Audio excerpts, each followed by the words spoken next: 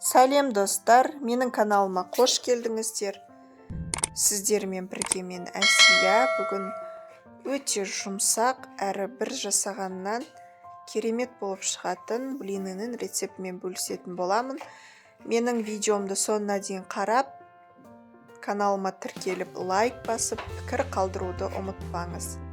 Толық рецептіні астында описанияда қалдыратын боламын. Ал енді бастаймыз. Айранымызға ас содамызды салып, араластырып 5 минутқа қойып қоямыз. Ендігі кезекте 2 жұмыртқамызды саламыз. Шекерімізді, тұзымызды салып жақсылап араластырамыз.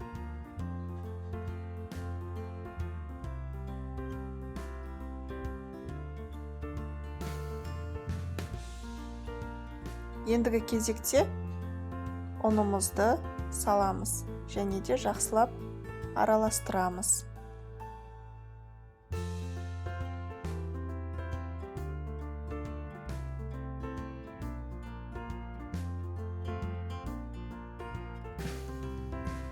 Міне бізде осындай қою масса дайын болды. Ендігі кезекте қайнап тұрған ыстық суымызды құйып, үстінен 3 ас қасық сұйық майымызды саламыз және де жақсылап араластырамыз.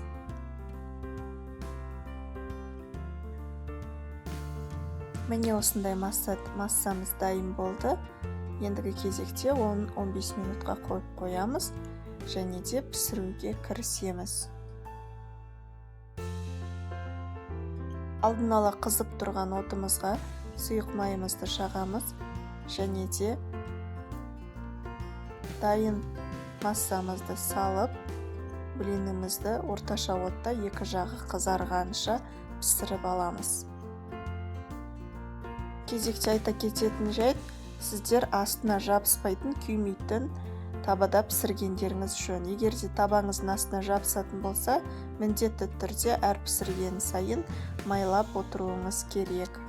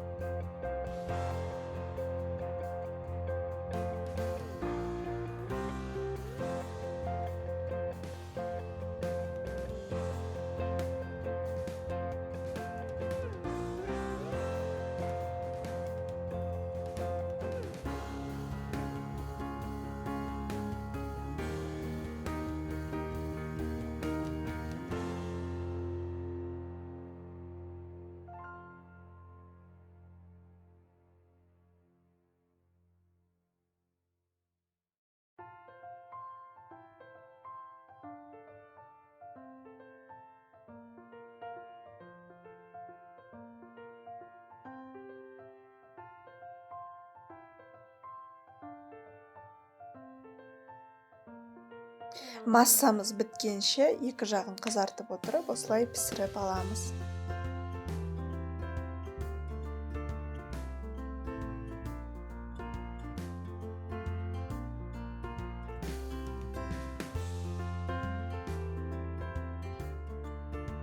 Мінекей менің блиным дайын болды. Өте жұмсақ, дәмді әрі жұқа болып пісетін болады. Осы рецептімен сіздерге міндетті түрде жасап көруге кеңес беремін. Рецептіні астында описанияда толық қалдыратын боламын. Және де жасалу жолын видеомды соңына дейін қарап, қана көре аласыздар. Видеоны соңына дейін қарап, каналыма тіркеліп, лайк басып, комментарий жаза отырыңыз. Және де менің шыққан видеоларымды жіберіп алмас үшін колокольчик все батырмасын басып қойыңыз. Мінекей өзіңіз дәміңізге қарай осылай орап-орап ішіне варенье немесе ірімшік салсаңыздар да болады. Мен жай ғана блиннің өзін осылай орап балаларға жеуге ұсындым. Міндетті түрде осы рецептімен жасап көруге кеңес беремін. Видеоны соңына дейін қарап, менімен бірге болғандарыңыз үшін рахмет. Сіздермен бірге мен Әсия. Астарыңыз дәмді болсын.